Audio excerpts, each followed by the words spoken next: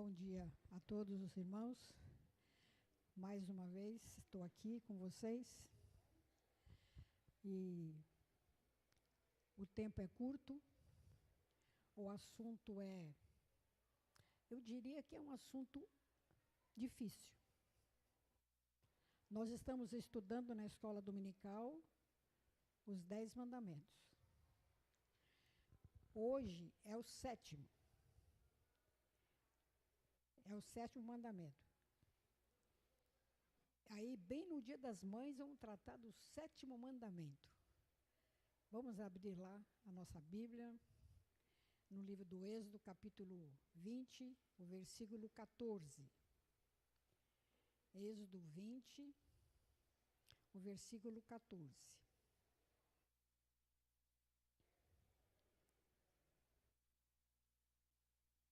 Pronto? Ele é bem curtinho. Eu vou pedir para os diáconos apagarem aqui, para ver se melhora lá. Aí, Vitor, obrigado. Porque aí melhora um pouco.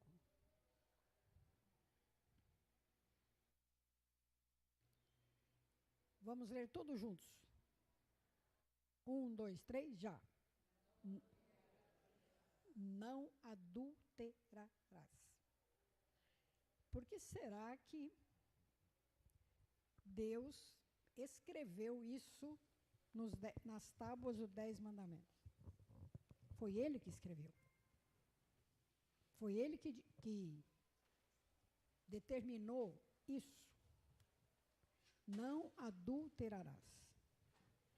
Nós sabemos que a lei, chamada lei moral, está abundantemente exposta nas Escrituras. Do Gênesis ao Apocalipse. Nós temos referência aos 10 mandamentos e a outras leis, a outros estatutos que Deus determinou por meio de Moisés. E o assunto hoje, ele é pertinente no tempo que a gente vive hoje. Não é? Porque Deus determinou o comportamento do povo de Israel. Olha, vocês têm que fazer assim. É assim que tem que ser. E nós sabemos que o comportamento que Deus determina é aquele que agrada a Ele e é aquilo que Ele proíbe. Então, hoje nós temos não adulterarás. Primeira coisa, não adulterarás não é você adulterar o documento lá, que você pode ter um documento que você altera a data.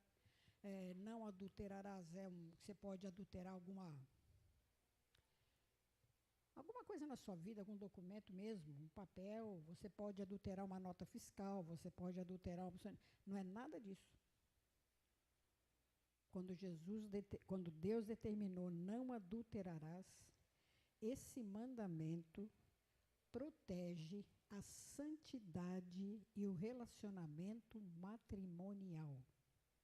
Este era o objetivo do nosso Deus e Pai, quando determinou isso. Aplicável tanto para homens como para mulheres. E nós temos, dentro da Igreja Presbiteriana do Brasil, nós temos a nossa confissão de fé e nós temos o nosso catecismo, maior ou menor. Né? O menor é o mais simples e o maior ele é mais elaborado, com muitos versículos para justificar por que eles estão ali. Então, não adulterarás, está assim em vários... Permeia muito a Bíblia. Nós não vamos ter condição de ler tudo que está escrito. Mas nós vamos... Primeira coisa, quais são os deveres exigidos no 7º mandamento? O que é que determina o nosso catecismo? Diz assim: castidade do corpo e da mente, seja pelo comportamento, seja por palavras ou pensamentos. Vigilância dos olhos, casamento, o amor conjugal, para aqueles que não têm o dom da continência. Então, é adultério, não adulterarás, está voltado para o adultério, para casamento, e para aqueles que não se casam, que também tem que ter a mesma santidade de vida. E principalmente resistência às tentações. Isso é o que proíbe o 7º mandamento. Nós temos 3 textos, eu vou pedir que o Vitor coloque Mateus 5, 28. Eu, porém, vos digo, qualquer que olhar para uma mulher com intenção impura no coração, já adulterou com ela. Esse texto foi dito por quem mesmo? Por Jesus. Ele estava fazendo o grande sermão da montanha, o famoso. E ele disse isso. No meio do sermão dele, ele falou, olha, então, assim, é muito forte esse versículo. Mas vamos ver mais. 1 Tessalonicenses 4, de 3 a 5.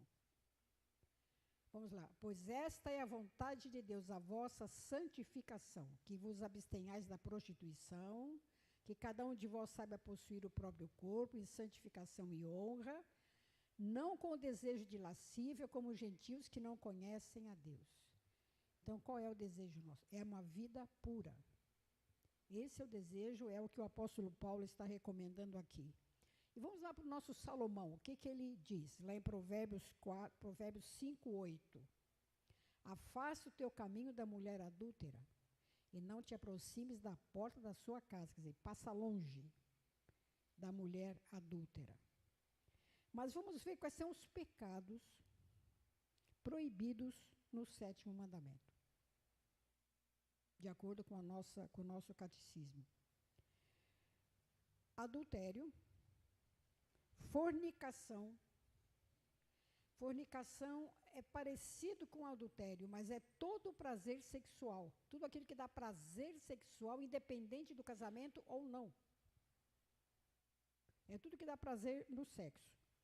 Incesto, nós sabemos o que é. Sodomia. Imaginação e pensamentos impuros. Olhares lascivos. Vestuário imoderado. Danças sensuais. E por aí vai. No tempo que o catecismo foi escrito, né, não tinha internet, não tinha TV, e não tinha os perigos à nossa volta com respeito a esse assunto. Vamos ver aqui Levíticos 18, 20 a 22.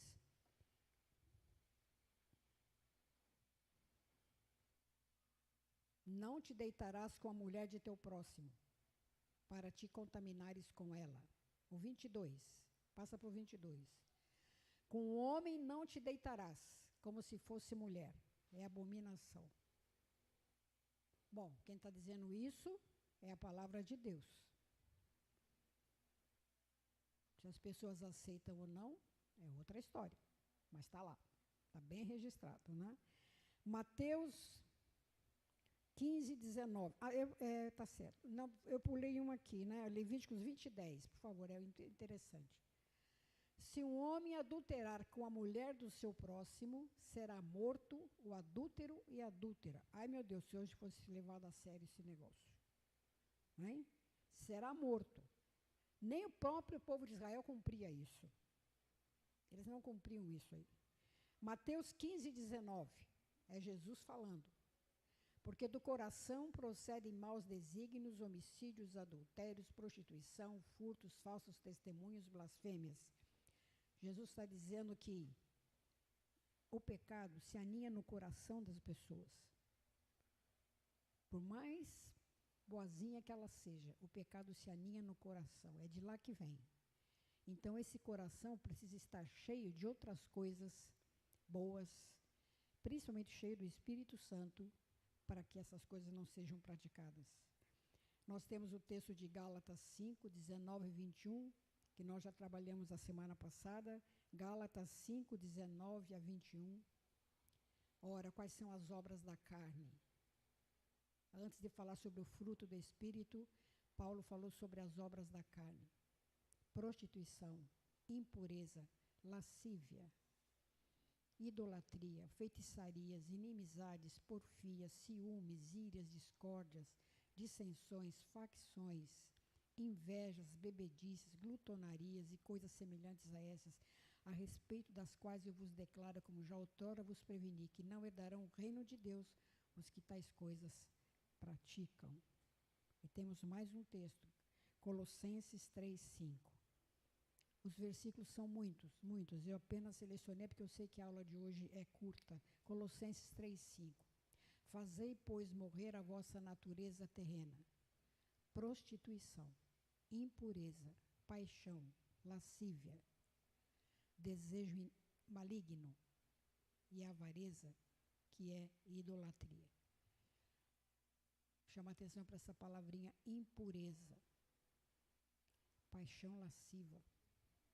Nós vamos falar um pouquinho sobre isso. Então, eu fico pensando o que é que nós temos hoje. O que é que nós vemos hoje diante disso que diz a palavra de Deus para nós? Como eu já disse, nós temos a internet. Nós temos filmes eróticos, nós temos vídeos sobre pedofilia, nós temos gravuras, espetáculos, e o celular. Parece que o estilo de vida dos que se dizem cristãos não difere muito do estilo de vida dos incrédulos, por incrível que pareça.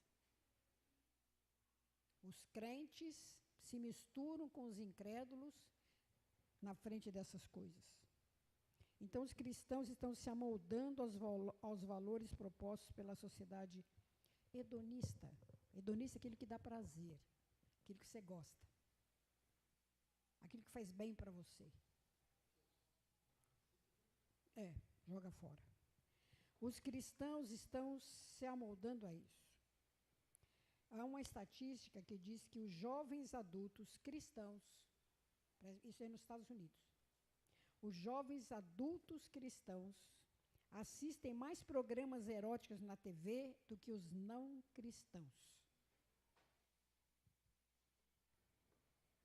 É uma estatística comprovada já de alguns anos sobre isso.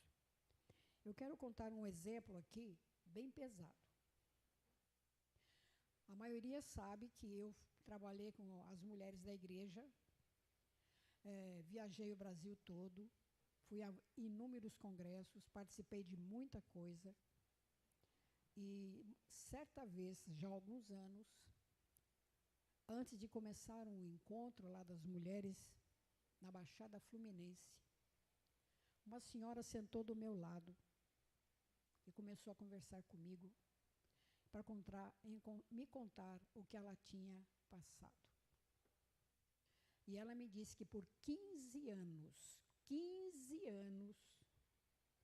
o marido dela, pastor da igreja, sustentava outra família.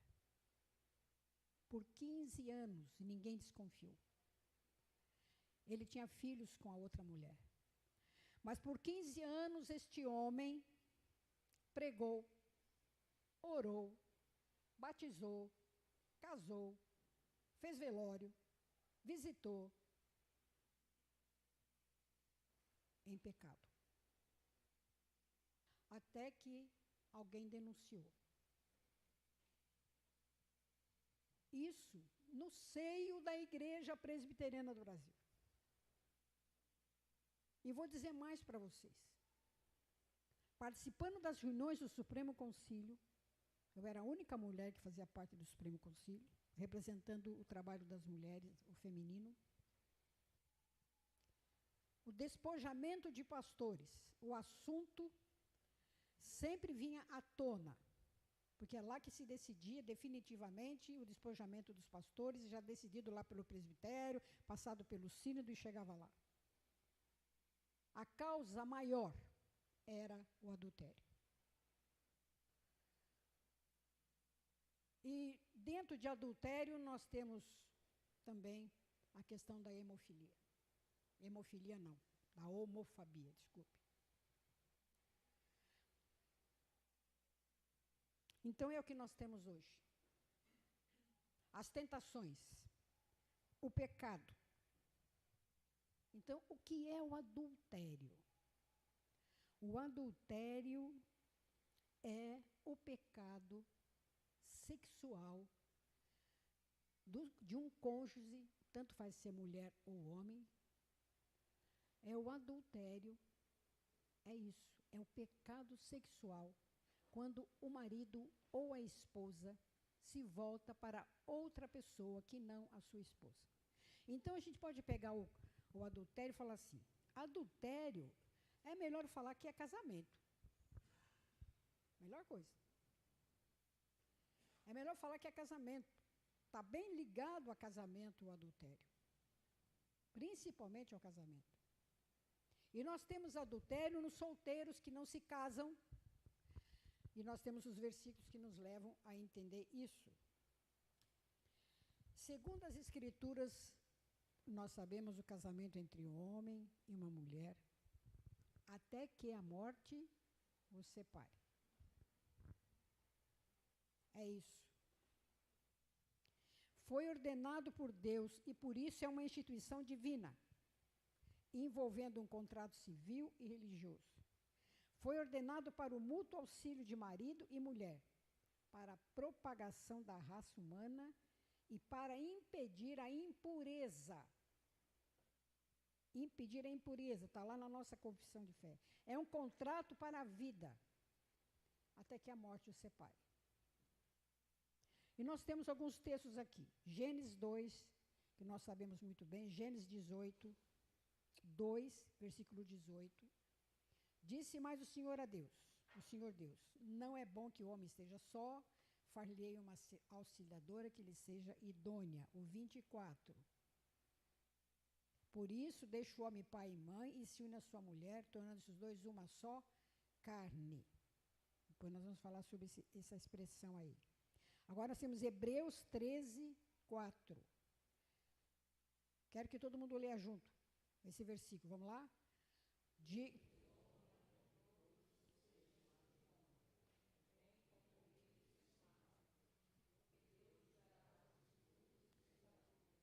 É isso.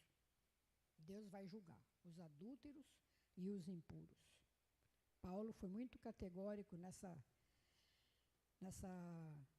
linha contra o adultério. Agora, a primeira carta aos Coríntios, capítulo 7. A primeira carta aos Coríntios, capítulo 7, é um capítulo longo, está sempre falando sobre isso, mas nós destacamos alguns. 1. Quanto ao que me escrevestes, é bom que o homem não toque em mulher. Ele era meio... 2. Mas, por causa da impureza, cada um tem a sua própria esposa e cada uma o seu próprio marido. O versículo 8 e o 9. E aos solteiros e viúvos, digo que lhes seria bom que se permanecessem no estado em que eu também me vivo. Caso, porém, não se dominem, que se casem, porque é melhor casar do que viver abrasado. Então, o adultério não se envolve só a respeito do casamento, mas solteiros e viúvos tem que estar dentro dessa linha aí. Se não consegue se conter, casa. Sabe por que o catecismo enfatizou tanto isso? Isso lá no século XVI, ou quase XVII, sabe por quê? Porque havia um escândalo nos conventos. Havia um escândalo com os monges, eles pregavam isso, mas dentro dos mosteiros a coisa era feia. Então, quando a igreja reformada começou, nós temos que pôr ordem nisso. Não pode ser assim. Nós temos que seguir a palavra de Deus. Então, não pode ter impureza sexual, nem de um lado, nem do outro. Mateus 19, o 3 e o 6, do 3 ao 6. Vieram a ele alguns fariseus, os fariseus sempre cutucando Jesus, sempre provocando Jesus, para ver se ele caía em algum erro. E o experimentavam, e perguntando a ele, é lícito ao marido repudiar a sua mulher por qualquer motivo? Então respondeu ele, Jesus, não tendes lido que o Criador, desde o princípio, os fez homem e mulher? E disse, por esta causa deixará o homem pai e mãe, se unirá à sua mulher, tornando-se os dois uma só carne. Jesus está repetindo lá do princípio, lá do Gênesis, o 6.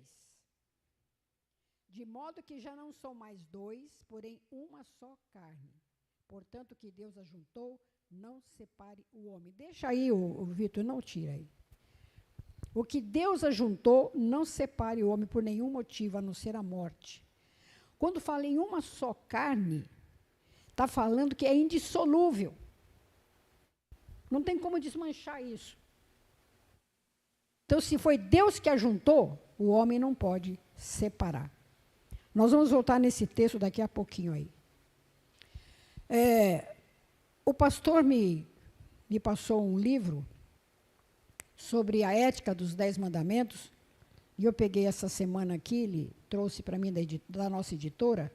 Eu não tive tempo de explorar todo esse livro ainda, mas eu copiei algumas coisas aqui. O adultério pode dissolver um casamento, porque o relacionamento sexual é o meio ordenado por Deus para unir duas carnes em uma só. A infidelidade sexual quebra o vínculo entre o marido e a esposa. O relacionamento sexual é a dádiva dada por Deus com o propósito de selar o pacto do casamento. Há um princípio de confiança. Então, o casamento está relacionado com o sexo. E para não ser impuro, ele tem que ser praticado dentro do casamento. É assim que tem que ser. Né? Então, nós sabemos que o casamento não é um sacramento, como diz a Igreja Católica, mas é uma ordenança do Criador. O matrimônio é, portanto, uma dádiva de Deus e a atividade sexual fora do casamento é a busca do gozo e do prazer sem a responsabilidade do casamento. Então, o que nós temos hoje é que a incompatibilidade entre os casais torna o casamento um pacto banal, comum. Há muita incompatibilidade nos casais. Né? Bom, eu tenho 81 anos, fui casada há 15 anos, fiquei viúva aos 35, quando eu tinha 35 anos, com 3 crianças, e a minha oração sempre foi, Senhor, eu não quero me casar de novo, mas se o Senhor quiser, o Senhor vai ter que caprichar, vai ter que ser melhor do que aquele que eu tinha. Como ele não achou ninguém, eu fiquei solteirinha. Nunca fui assediada por ninguém, nem na igreja e nem no trabalho da escola, onde a vida inteira trabalhei. Jamais alguém chegou para mim e me propôs alguma coisa. Mas não precisa ser assim. É que eu fiz esse propósito com Deus. E nós sabemos de muitas pessoas que se casam de novo porque ficaram viúvas ou viúvos. Nada errado. Nada errado. Desde que o sexo esteja dentro dessa união indissolúvel, uma só carne. É isso aí. Então, o que nós temos hoje, queridos, é a prática do adultério para todo lado. Nós sabemos disso muito bem. Vocês sabem quantos casamentos foram realizados no Brasil em 2022, segundo o IBGE? O IBGE vai devagarinho soltando as suas estatísticas. Em março deste ano, eles soltaram 970 mil pessoas e uns quebradinhos se casaram em 2022. Sabe quantos divórcios no mesmo período? 420.039 divórcios. No mesmo período. Quase a metade dos que se casaram, também temos os divórcios. Sabe qual é a média de anos de duração de um casamento? Pelo IBGE, 13 anos e 8 meses. É a média Cada vez essa média, eles têm uma prospecção que vem lá dos anos anteriores, para chegar em 2022, está baixando isso aí. A média de anos de um casamento, 13 anos. E 8 meses. Não duram. Aí eu fico pensando, cadê até a morte, que até a morte nos separe? Está difícil, né? Até que a morte nos separe. E nós sabemos que a falta de castidade é condenada por Deus. Assim devemos viver vidas castas, seja no matrimônio ou fora dele, como solteiros ou solteiras. Né? Então, entra em jogo aqui, eu penso que a confissão de fé coloca também, é a questão do divórcio. E eu quero voltar lá em Mateus 19. Mateus 19, e nós vamos ver o que Jesus falou sobre isso daí. Replicaram-lhe os fariseus. Lembra que volta no comecinho aí, no 3, por favor. Vieram alguns fariseus, os entendidos da lei, e experimentavam Jesus. Provocavam ele, perguntando, é lícito ao marido repudiar a sua mulher por qualquer motivo? Vamos para frente. Replicaram-lhe. Não, pode ir no 4, vai no 4, por favor. Então respondeu ele, não tendes lido que o Criador desde o princípio os fez homem e mulher, o 5? E que disse, por esta causa deixará o homem pai e mãe, se unirá a sua mulher, tornando-se os dois uma só carne. O que Jesus fez aqui? Ele está citando o que Deus disse lá no Gênesis para esses homens. Por esta causa deixará o homem pai e mãe, se unirá a sua mulher, tornando-se os dois uma só carne. Não foi isso que vocês conhecem? Vocês não conhecem as escrituras? Vocês não são os escribas, aí os bons, os bambos da lei? Não são vocês que mandam na sinagoga? Está escrito lá. Tem que se tornar os dois uma só carne. Aí o 6.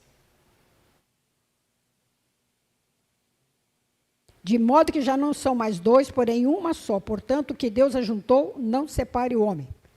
Foi isso que Jesus disse para eles. Lembrando que eles deviam saber disso, o 7. Eles replicaram, não estavam satisfeitos. Então, por que Moisés, então, mandou dar carta de divórcio e repudiar?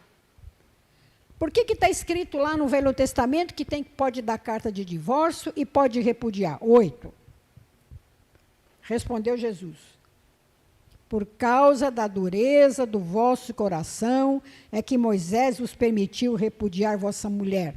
Entretanto, não foi assim desde o princípio. Não foi assim desde o princípio. O que Jesus está dizendo é o seguinte, dureza de coração. O que eles tinham no coração? Aqueles pecados provocados pelo pecado. É isso que eles tinham no coração. Os pecados dele. Incapacidade de superar as dificuldades do casamento, as diferenças, incapacidade de perdoar, incapacidade de tolerar as diferenças. Nós sabemos disso. Né? Como se diz nos casamentos, diante do pastor, na riqueza ou na pobreza, na doença ou na saúde, até que a morte os separe. Para o que der e vier, será mesmo? Nós temos que 2/3 dos cristãos pesquisados, naquela pesquisa anterior que eu falei, viram o divórcio como solução razoável para o casamento problemático. Tem problema no casamento? Divorcia. Muitos dos entrevistados declararam que filhos gerados por cônjuges infelizes não deveriam servir para manter a família intacta. Para quê? Para quê? Se tem filho, separa. Não tem nada a ver. Hoje é comum as pessoas divorciarem uma vez 2 vezes, 3 vezes. Porque a lei dos países, aí o doutor advogado ali pode me ajudar, a lei dá brecha para isso. A lei civil não tem nada a ver com a lei da Bíblia, até que a morte o separe. Não tem nada a ver. Deixa o versículo ali, Vitor, pode deixar aquele texto ali, por favor. Esse de Mateus 19. Nada a ver. Certo? Vamos para o 8. Respondeu Jesus por causa do 9. Esse que nós já falamos, o 9. Eu, porém, vos digo, para os fariseus, quem repudiar sua mulher, não sendo por causa de relações sexuais ilícitas, e casar com outra, comete adultério. E o que casar com a repudiada também comete adultério. Nós sabemos que a única causa para o divórcio, segundo esse texto, é adultério. Então, se o cônjuge traiu a esposa, seja lá o que ele fez, ela pode pedir divórcio. E ela tem o direito de se casar de novo. E o contrário também é verdadeiro. Tem uma amiga minha que mora em São Paulo. O marido dela tinha ele faleceu já. O chamado Tara. E ela desconfiou porque ela começou a ver os extratos dele do banco. Ele era presbítero, eles tinham uma vida muito, muito bem com o casamento, um casal de filhos. Mas ele tinha um problema. Ele não podia ficar longe das prostitutas. E ele se dirigia normalmente, sempre. Fez tratamento,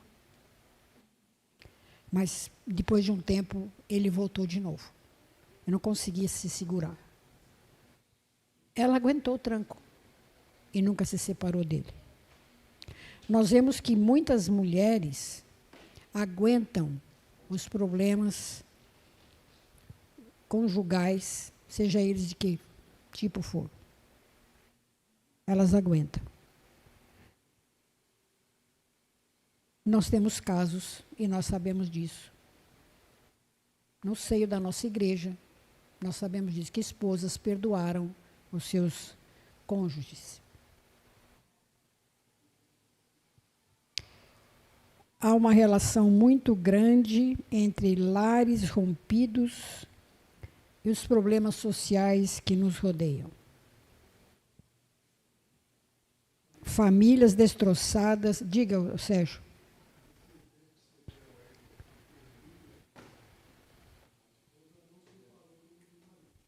Não.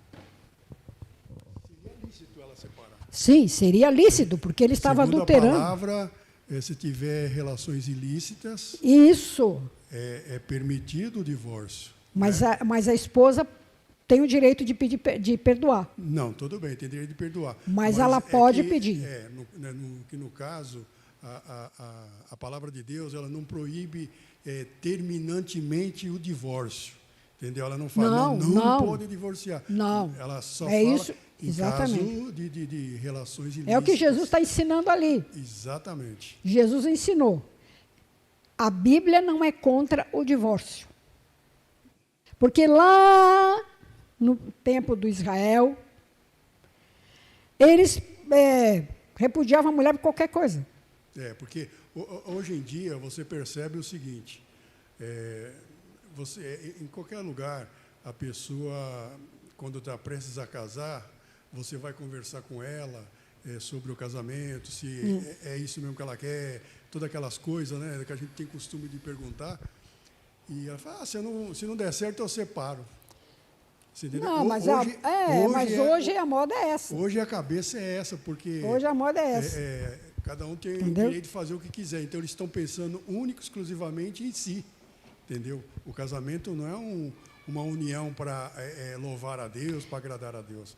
É para tentar agradar a Ele. Se não der certo, eu saio fora. Então, isso vai contra o que diz a palavra de Deus. Exatamente. Então, exatamente. o único motivo para que haja divórcio é o adultério de ambas as partes. Mas hoje, os motivos são os mais variados. Os mais variados, entendeu? Os mais variados possíveis. Então, vejam bem, falar sobre isso no Dia das Mães fica meio, né, meio pesado. Mas é isso que acontece. E aí a gente tem casos e casos, mesmo dentro da igreja, nós temos casos e casos de divórcio, porque o Supremo Concílio, isso é prerrogativa dos conselhos e dos presbitérios decidir cada caso. Não nos cabe aqui julgar cada caso. Se a pessoa divorciou, porque a lei civil permite que ela faça isso, se ela vai casar de novo. O que está em jogo aqui, meus irmãos, para encerrar, é que o que Deus quer de cada um de nós, homens e mulheres, é castidade, é vida santa. É vida santa, porque, concluindo aqui, eu tenho uma conclusãozinha aqui para fechar. Pelos padrões do 7º mandamento, nenhum de nós pode se manter em pé, na atual conjuntura aqui, porque acho que a gente não passa no teste. Fantasias sobre o corpo que se vê na praia, ignorar o cônjuge quanto ao sexo, isso também é pecado. Usar um namorado ou uma namorada como objeto, apenas sexualmente, e está muito comum isso nos namoros. Conversas no trabalho obscenas. Você ouve, você participa. Então, veja, a solução para um casamento complicado é a restauração, a reconciliação, o bom senso. Adultério é um pecado terrível, mas não é imperdoável. Qual é o único pecado imperdoável? Contra o Espírito Santo. Então, nós temos exemplos assim. Davi pecou. Davi adulterou. Davi foi homicida e foi perdoado. A mulher samaritana era uma mulher da vida. Casava, descasava, casava de novo. Deus perdoou. Ela mudou de vida. E nós podemos ver outros exemplos. E vamos ficar aqui com a recomendação do apóstolo Paulo. Lá em Efésios 5. Marido, ame a sua esposa. Mulher, ame o seu marido. Assim como Cristo amou a igreja. Esta é a receita da palavra de Deus.